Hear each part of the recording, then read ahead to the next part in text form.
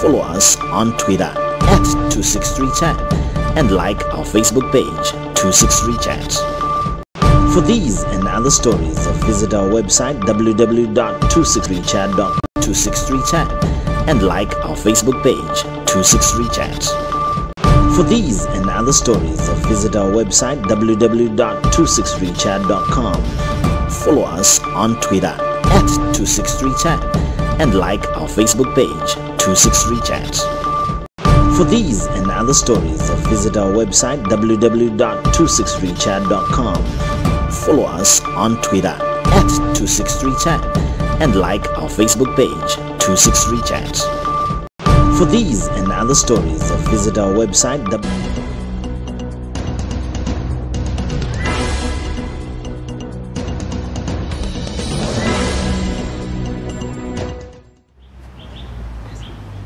Thank you very much, Mr. Matzimore, and good afternoon, ladies and gentlemen. This is our second State of the Economy address, which follows the one which we presented in December of 2016, following the presentation of the 2016 budget. What we propose to do in this State of the Economy, we propose to outline and highlight the major challenges affecting our economy. We then propose to concentrate a lot on the solutions that we propose as a way forward. We have produced a fairly lengthy statement.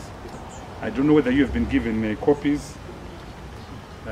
If that can be circulated, because I would like to go with you with some of the important graphs that just capture the extent of the demise of our economy.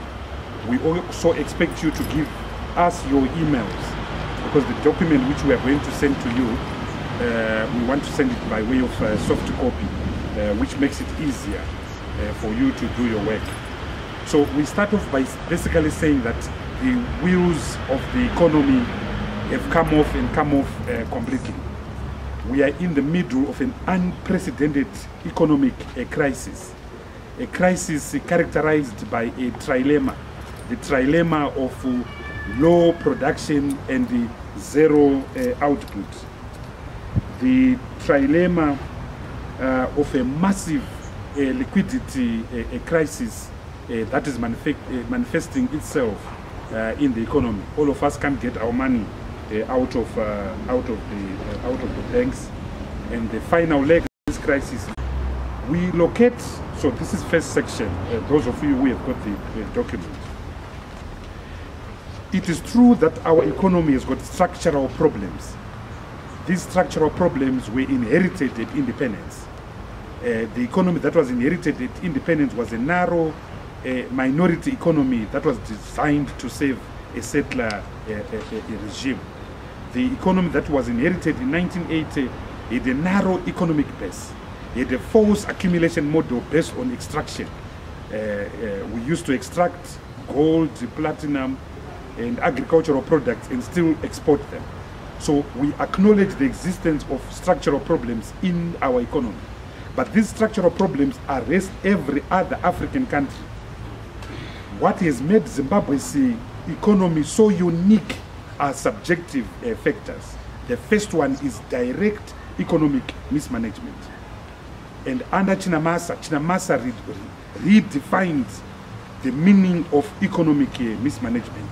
And I will demonstrate that in our statement. The second issue, which again is man-made, is the complete absence of confidence in this economy. The total loss of trust in our economy. Nobody trusts Robert Mugabe. Nobody trusts Obed Mpofu. Nobody trusts Ignatius Chombo. So modern economies function on the basis of confidence. Modern economies function on the basis of trust. And in Zimbabwe, we don't have trust. If you look at the economic fundamentals up to the election of July 2013, and if you look at the policies which were implemented after the collapse of the GNU, the policies are more or less the same. I tried to pursue a debt relief, Chinamasa tried to pursue a debt relief. But the reason which explains why, for instance, in 1 month alone, in September of 2013, 6,000 companies shut down. The reason why you cannot find a dollar right now when basically the same policies have been pursued is because nobody trusts Zanu-PF. There is a trust deficit, or some would say there's a kwashioka of belief in this government, and so we are suffering. So two man-made problems: mismanagement and the absence of trust. I now want to demonstrate the economic mismanagement. The first issue, and which is the key issue that has brought us to where we are right now, is the huge fiscal deficit that is existing in our country at the present moment. Chinamasa inherited an economy in respect of which we had pursued a careful policy of managing the budgets through the principle of cash budgeting, or as some of you will recall, I used to call it, we eat what we kill. We can only spend that which we have. In the past 4 years of Chinamasa's tenure, you have seen a massive retrenchment of the principle of fiscal balancing and fiscal discipline. You have seen the pursuit of an expansionary fiscal policy. They spend money, they eat money as if it grows on trees, as if it's the leaves that are surrounding this place, oblivious of where that money is coming from. Which is why in the past I've said Zanu-PF suffers from a disease called fiscalitis. And the disease of fiscalitis is the disease where you just eat, spend, oblivious where the money is coming from. So it's a broiler chicken syndrome. Those of you who have raised the broilers, you know that a broiler just consumes. It doesn't matter whether it's 3 a.m. or 3 p.m. A broiler chicken just consumes. It doesn't know where the food is coming from. And unfortunately, the broiler consumes itself into a chicken pot. And that's exactly the philosophy that has brought us to the current quagmire. So if you look at page 2 of our statement, you will see the forms of the fiscal ill discipline. First is that they've been financing government recurrent expenditure through the issuance of treasury bills. So if you look at page 2 of our statement, you will see that to date they've issued treasury bills that are 2,097,471,650 cents. But if you look at what these treasury bills have been doing, they've all been financing recurrent expenditure or past legal debts. So $356 million went to financing the budget. So they are borrowing to finance the budget, which is a disaster. Governments can borrow, and governments should borrow. But government should borrow to finance infrastructure, to finance those things that future generations will use. So no one will have a problem if the government borrows to build a dam, because 3-4 generations from now, Zimbabweans will enjoy that dam. Governments can borrow to finance the construction of a railway, because 3-4 generations from now, Zimbabweans will use that railway. Governments can borrow to finance power projects, because in future generations will enjoy that power. But this government has been borrowing to consume. It has been borrowing to finance recurrent expenditure, which is unfair to future generations, because money in the future will be taken away from future generations to pay for this past debt. So in our view, that's gross economic mismanagement. Now, the shocking thing is that the government has created a budget deficit, which in 2016 December was 9% of GDP.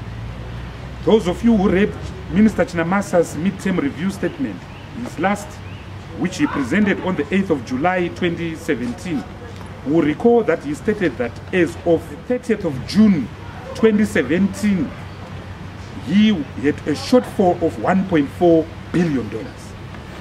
We estimate that by the end of the year, 31st December 2017, this government will be in deficit to the tune of $3.5 billion.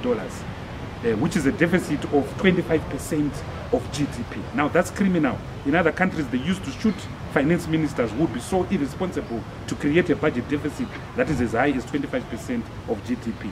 And the reason why we say they will get to 25% of GDP, they will get to $3.5 billion, is that they are accumulating right now unbudgeted for expenditure. So part of that includes the money that they have to find to finance the 2016-2017 agricultural season. We all know, thanks to the good rains, that we had the bumper harvest. So farmers, if farmers deliver 2 million tons, but the budget deficit, ladies and gentlemen, is unsustainable because you are just borrowing, but the economy has shrunk. And if you look at the figure we have produced at page 3, the revenue is not balancing. The 2017 national budget, for instance, underscored the underperformance in revenue generation because in period between January to October 2016, revenue collection was US 2.876 billion against the target of US 3.158 billion, creating that gap of 9.8%, which I've already spoken of. So we are in an absolute mess, ladies and gentlemen. But I want you to, if you go to page 4, you will see table 4 there. Now, the reason why I've put table 4 is to underscore the fact that it's about management. It's about the hygiene of our economy. These people who are running our economy, Chinamasa, Zanu-PF, they don't know the hygiene around an economy. So if you look at that graph, 2009, during the GNU, we actually had a surplus of $35 million. 2010, we actually had a surplus of 196 million. That's almost 200 million. 2011, we had a surplus of $22 million. 2020, we come to Chinamasa now. 2016, here the deficit of $1.4 billion. So you can see it's about management. The GNU consistently maintained a budget surplus. Chinamasa consistently has maintained a budget surplus. The second byproduct of the fiscal deficit is, of course, domestic debt. When you borrow and it's unfinanced borrowing, it means that, and you've got a budget deficit, it means that the stock of domestic debt is increasing. But the problem with our domestic debt is that even though we are calling it domestic, it's not domestic debt because it's indexed in US dollars. So it's as good as a foreign debt. And remember, our external debt, our external sovereign debt is already around 11 billion US dollars. So if you add the stock of domestic debt, which currently is standing at $4 billion, plus the $3.5 billion that I've already spoken of, which will be the entire stock at the end of the year, you are now talking of domestic debt that is 7 billion US dollars. So if you add 11 plus 7, it means that the entire stock of our debt is about $17 billion, $18 billion. That means that every Zimbabwean owes, without knowing it, you owe at least $200,000. And any child who is being born today at Paranyato Hospital, at Mbuyaneanda Hospital, is in debt of $200,000 because of this regime. So again, domestic debt is a sign of pure economic mismanagement. But herein lies the problem. Countries can borrow. The United States of America is one of the most indebted countries in the world, with a debt that is in excess of US $3 trillion. In economics, it is not, the challenge is not borrowing. The challenge is, number one, what are you using the money that you are borrowing for? And I've already said that it's bad economics to borrow to finance recurrent expenditure. But most importantly, the challenge is, how do you finance that borrowing? How do you monetize that debt? And that is where the problem is. How has this government been monetizing the problem? The first is they've been raiding the domestic market. They've been issuing treasury bills. But if you issue treasury bills, you have a problem. And the problem you have is that you are crowding out the capacity of your private sector to borrow that money, because you are taking it, you are grabbing it. So you are crowding out the private sector from accessing that money. The second thing you are doing is that if you borrow as government and you compete with the private sector, you are making the cost of money go up. And the cost of money are interest rates, which is why in Zimbabwe experiences the ridiculous situation that our lending rates or our borrowing rates are anything between 18% to 25% to 27%, sometimes 35% on the US dollar. If you go to the United Kingdom, if you go to the United States of America, lending rates are low, interest rates are below 3%. If you deposit money in the United Kingdom, if you deposit money in Australia and you get 2%, you are very lucky. Yet here in Zimbabwe, people are borrowing at 25% and 18%. And when the cost of money is so expensive, one of the impacts is that there are no savings. So Zimbabwe is one of the few countries in the world where the public have no access to savings accounts. All of you are operating on current accounts. And a country that doesn't save means that country cannot accumulate domestic capital, which is essential to spur growth and development. Our biggest fear as PDP is that the market has reached a saturation point for treasury bills. There are no takers for treasury bills, but yet the government's appetite for expenditure is not receding. Yet their insatiable appetite to spend is not dropping. We see what the First Family has been doing. Recently they were in New York for the UN General Assembly. $20 million went out. Last week the wife was in Russia, the husband was in Uruguay. I don't know where the children were. We were not told. So there's massive expenditure, but the revenue base is collapsing and the capacity to mop up the market is receding. And that's where Zimbabwe faces a danger now.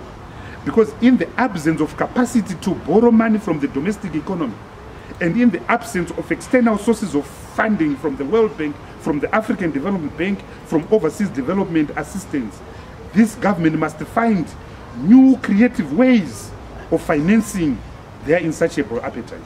So as PDP, our biggest fear is that they will have to bring the Zimbabwean dollar.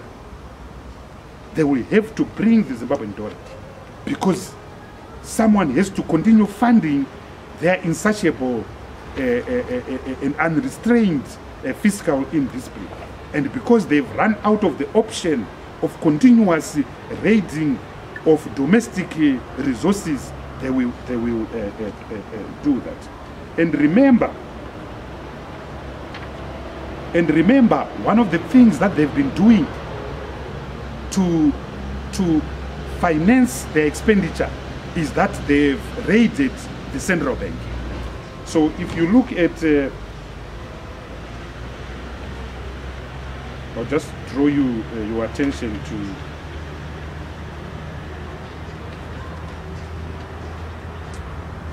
if you look at page 8 of our statement, you see a graph that looks like this.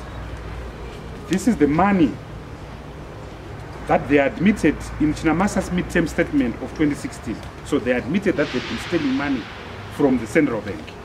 If you go on the next page, page 9,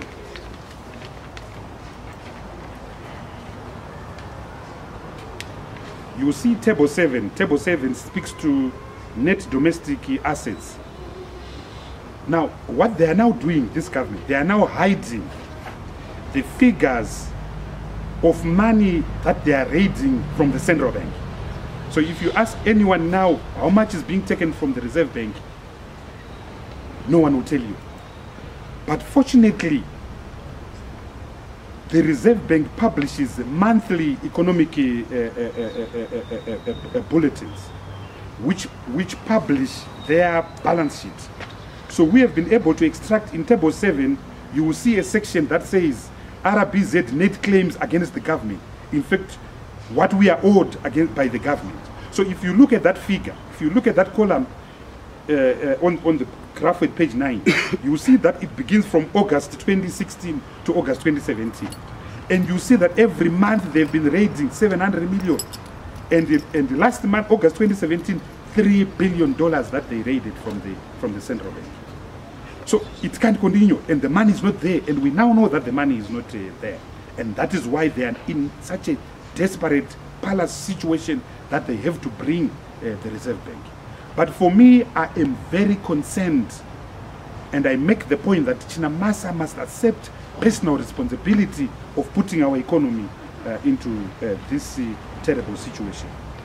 I want to come to developments on the monetary side and to explain to you why some of the things that are happening right now. And I want to turn your attention to page 6 of our document.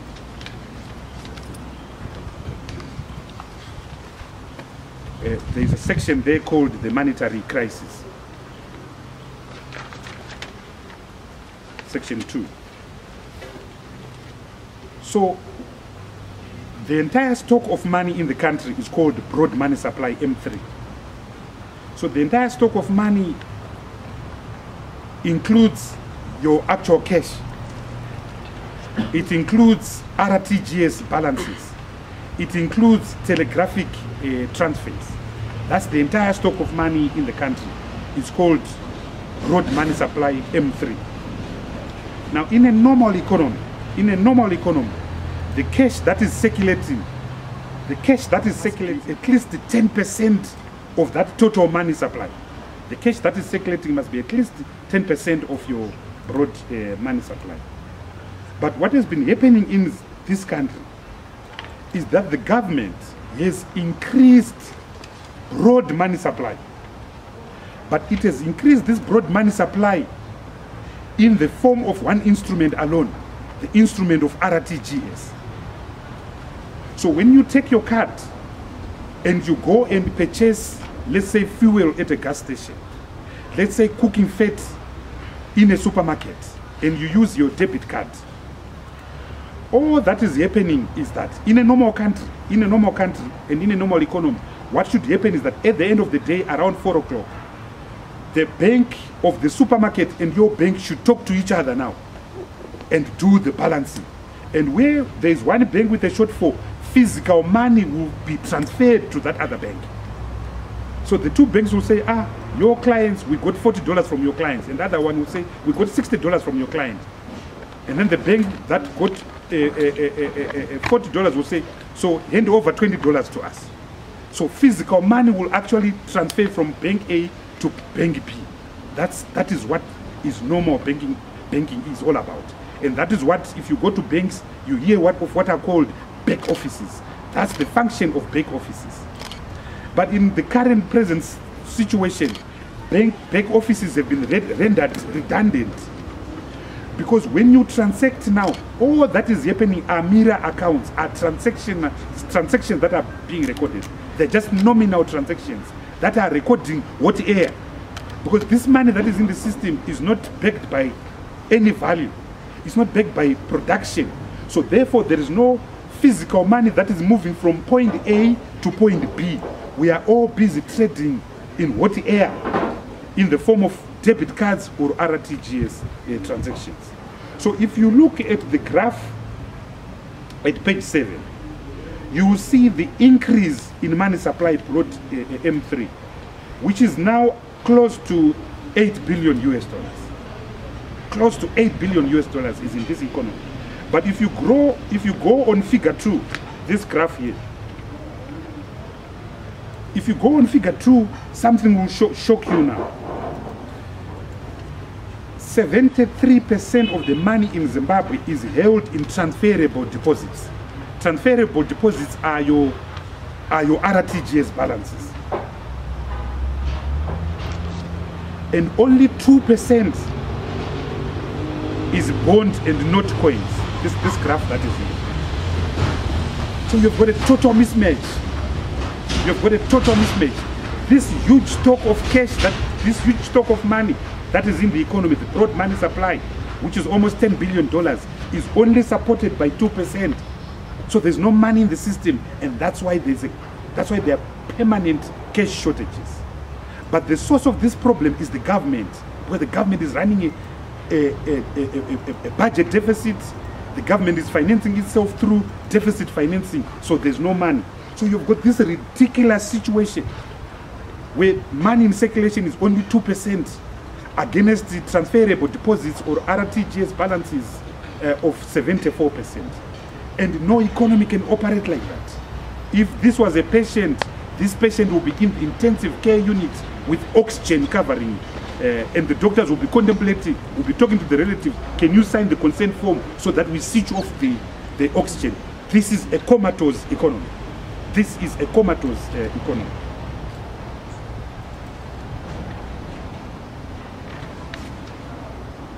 So another sign that things are wrong completely is the stock exchange, which I deal with at page 9. A few months ago, the stock exchange was very bearish.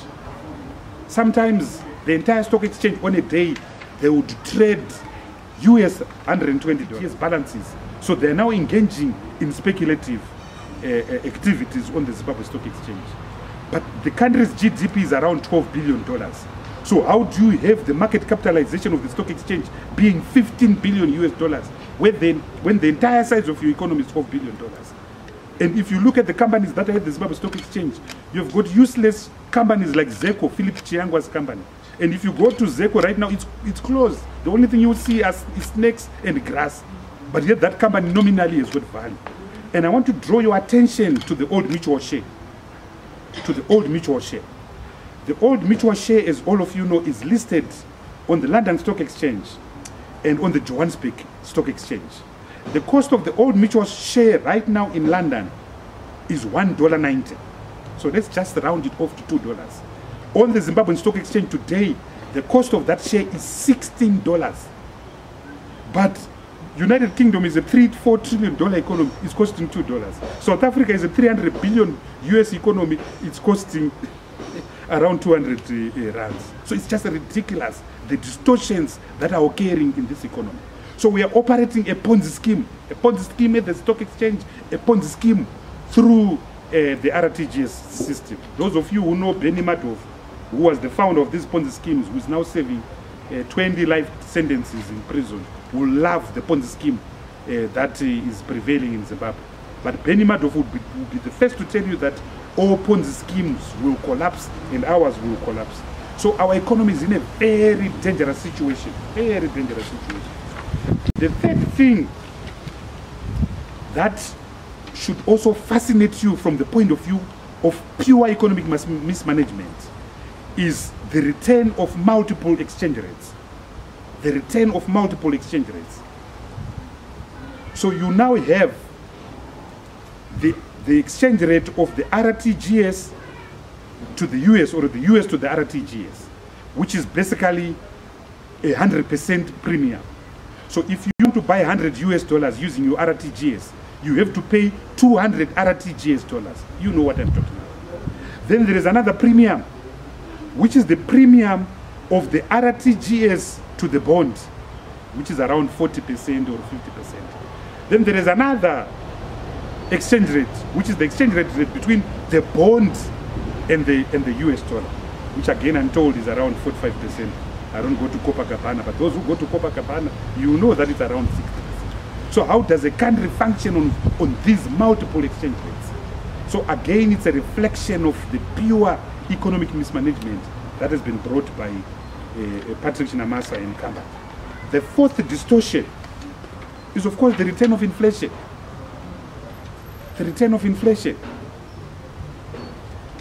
All of you go into supermarkets, and all of you know that the basket of goods you could buy 2 months ago with $100, that $100 is now buying less than the basket you were buying a month ago.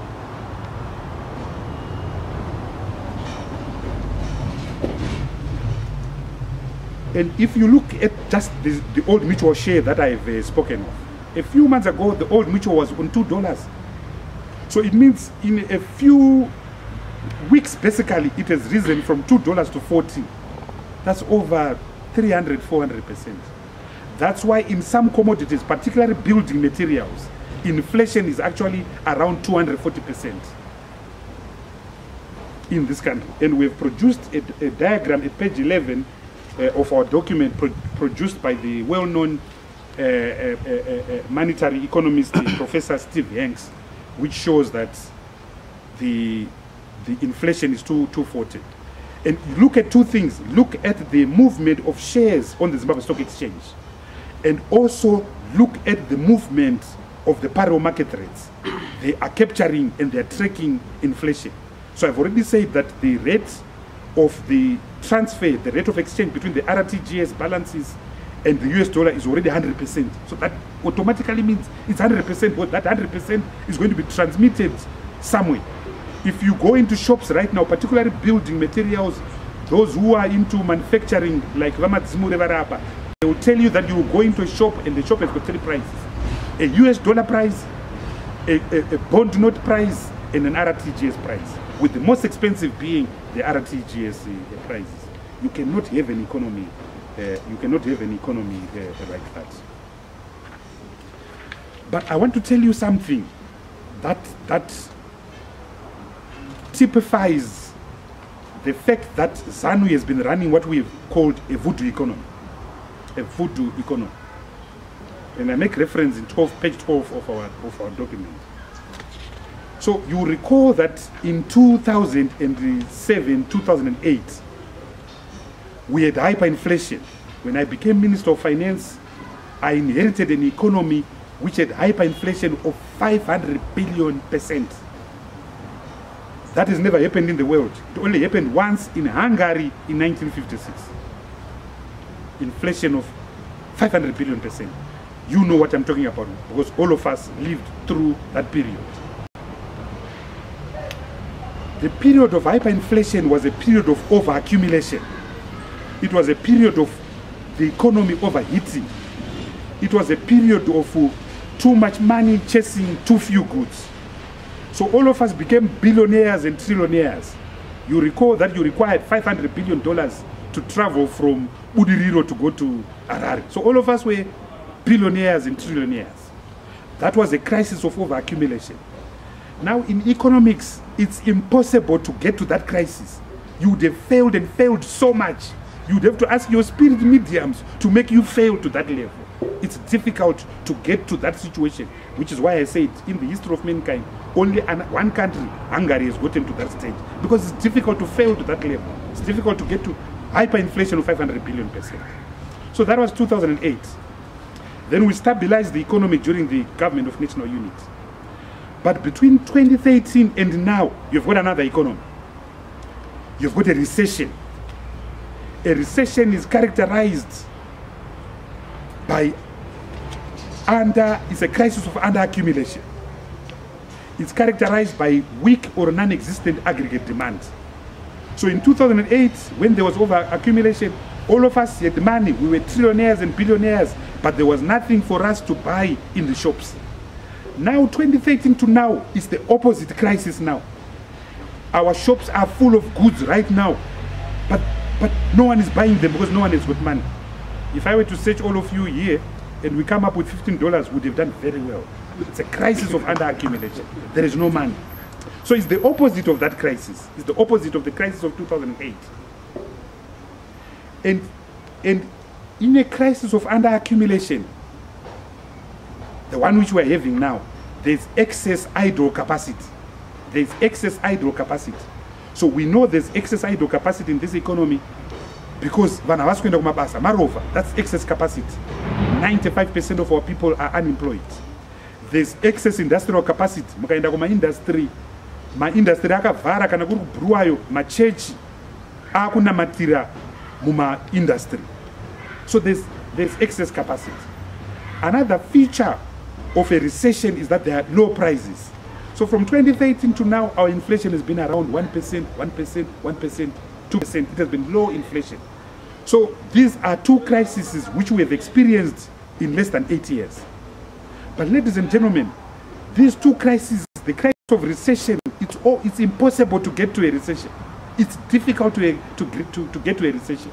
But ZANU, in its wisdom, or more particularly in its lack of wisdom, in a space of 8 years, has brought us in two difficult crises. The crisis of over-accumulation, 2004 to 2008, the crisis of under-accumulation, 2013 to 2017. The two crises are opposite. But Zanu has put us in a third situation now, which I've called incest in the paper. They've created this incestuous hybrid situation. And so right now, although we are in a recession, although people are not employed, although the companies are closed, we now have this extraordinary feature of high inflation, of multiple exchange rates, of a bullish stock exchange. Things that we associated in 2008, we are now finding them here. So the genius of Zanu-PF is to marry these two impossible crises to create a third one, which I don't know what economists are going to call it. I think we need to wake up John Maynard Keynes and say, John Maynard Keynes, can you study this madness and tell us what it is? Which is why I've said it's a pure voodoo economics. Mashikiro chao. That's the only way you can describe the way that Zanu has mismanaged our economy.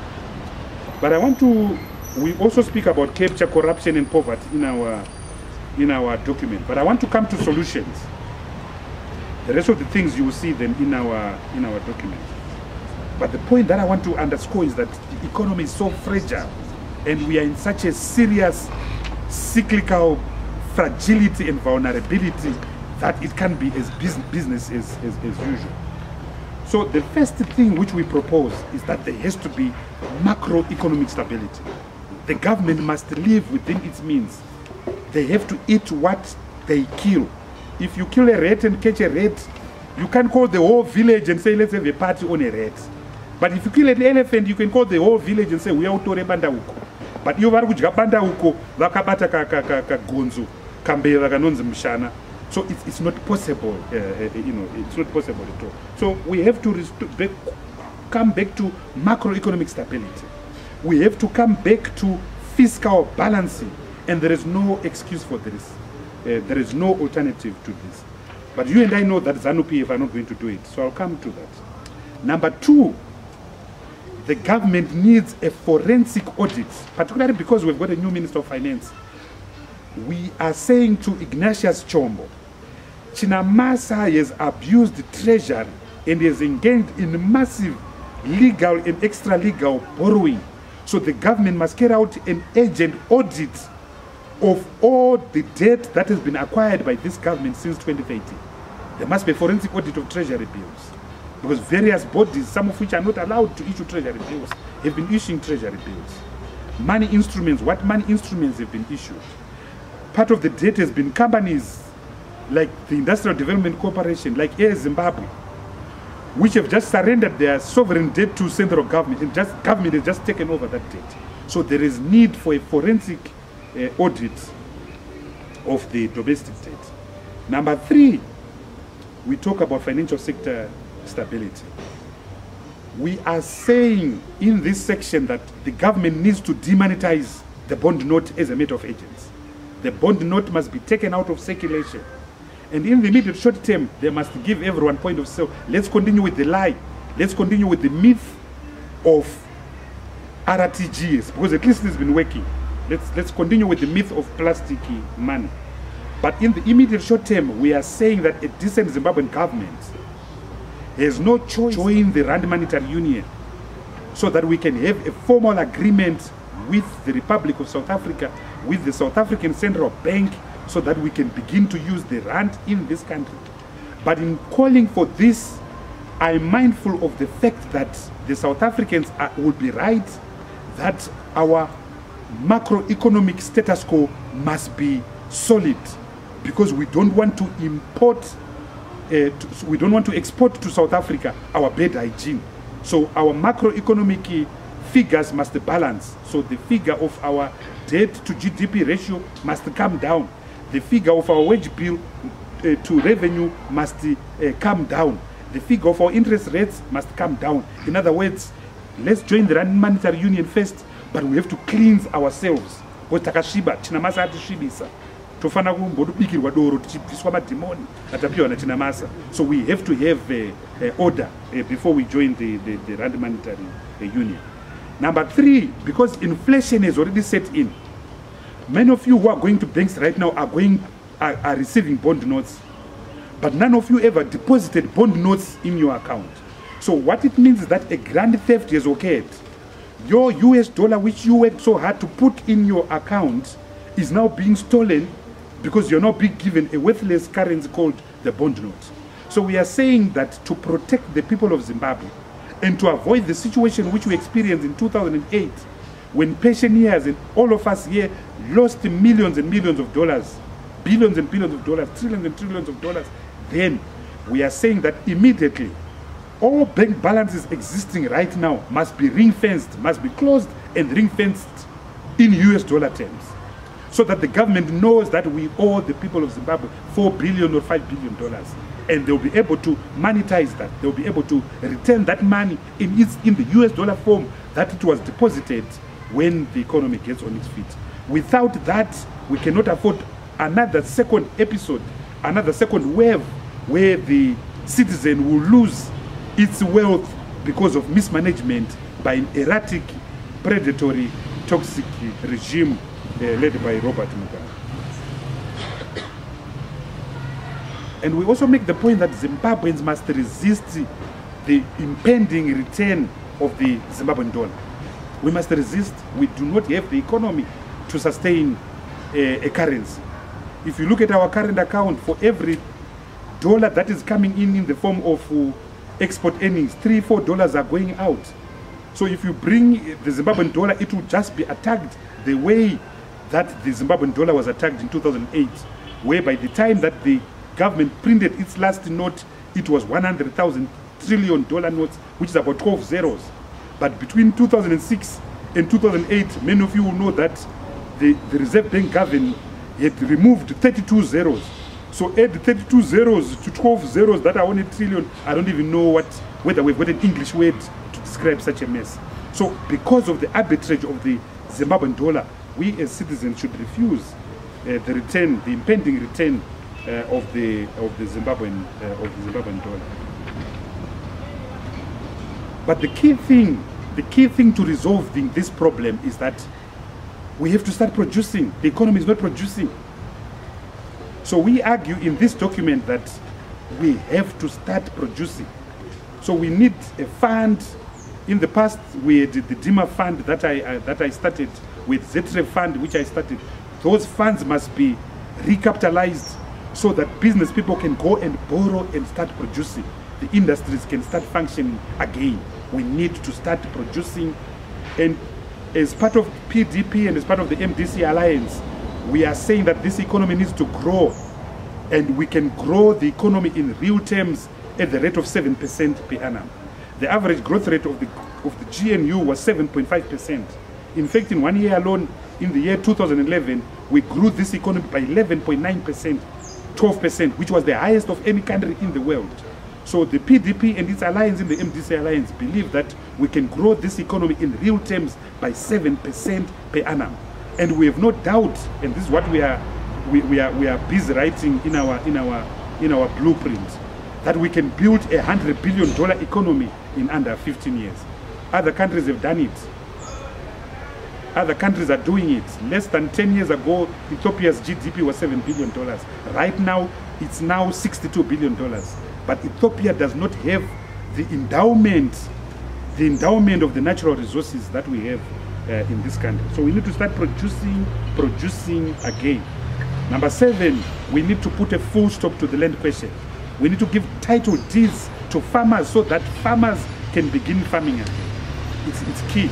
It's key. And the farmers need to be weaned from the breast of Zanu-PF. That will not be possible as long as they don't have title deeds, and as long as these farmers continue getting and receiving handouts from the state in the form of inputs like command agriculture. Number 8, we talk about mining. This country lost $15 billion during the GNU. $15 billion was stolen by Zanu-PF. So we are saying that we need a new Diamond Act that will ensure that there are no leakages in our economy. We need a new Mines and Minerals Act that ensures that there's value addition of our minerals in our economy. We need to create a sovereign wealth fund based on our minerals. Can you imagine if we had put just $4 billion in a sovereign wealth account between 2009 and 2015? We'll be investing that money to these companies, and our children will be finding employment. Number 9, we speak about international re-engagement. We have to talk to the East, we have to talk to the West.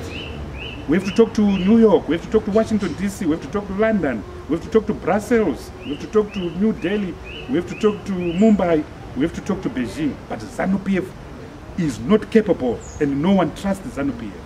That's why you see in my conclusions, our ultimate conclusion. Number 10, I think it's actually part of number 9, gross capital formation. We have to invest in decayed infrastructure. If you look at our energy sector, the country requires 4,000 megawatts, but we are only producing 700 megawatts. And we are importing about 300, 400 megawatts from ESCOM in South Africa. It's not good enough. It's not good enough. We need roads. Zimbabwe has got a road network of 88,000 kilometers, but less than 10% are paved. But even those that are paved, they are dangerous. If you travel the Gogwe Empress Road, those of you who have used it recently, it's supposed to be tarred, but it's better for you to travel in the bush with snakes because the tar has become more dangerous. So we have to find money where we can do gross capital formation. So if you look at the state of our dams, if you look at the state of our railways, the next government, the next MDC Alliance government will have to a lot of work to find the huge billions of dollars that are necessary to recapitalize our country. Then finally, number 10 is the whole issue of restoring human dignity to our people. I think it's criminal that our people will go to hospitals where there is no medicine. If you go to Parenyatwa right now, I've got a relative who has just been discharged. There's no water at Parenyatwa Hospital, the biggest hospital in the country. If you go to Harare Hospital, which I was 2 weeks ago, they've closed toilets at Harare Hospital because there's no water. And one of the things that shocked me is that at Harare Hospital, they've constructed the Blair toilets for visitors to use. That's just ridiculous. 37 years after independence, there are no drugs at the Mpilo Hospital. There are no drugs at the UPM. So we need to love our people and give them dignity, and that dignity comes with giving them jobs, and comes with making sure that we respect the rule of law, and comes with ensuring that we attend to poverty, particularly rural poverty. All these things that I have said and that we have written in this document clearly require a new paradigm in terms of thinking, but most importantly, you and I know that Zanu-PF cannot do these things. Problems are never solved by the same mindset that created them.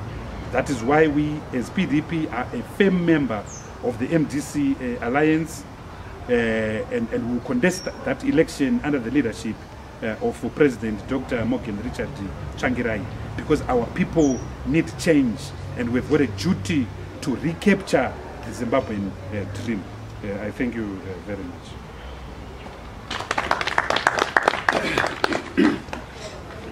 Thank you, Mr. President.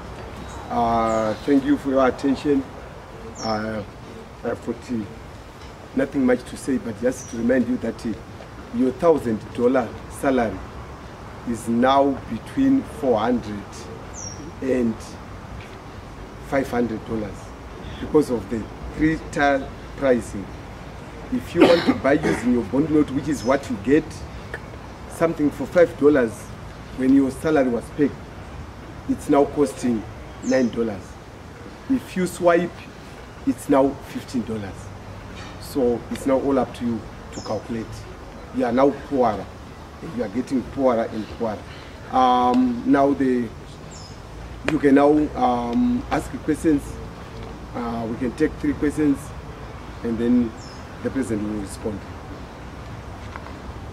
Thank you. You say your media house and the name. Adam from Mr. Okay. I just have 2 quick questions in terms of the figures and things which have been said. Speak up, sir. I have 2 quick questions. Yes. The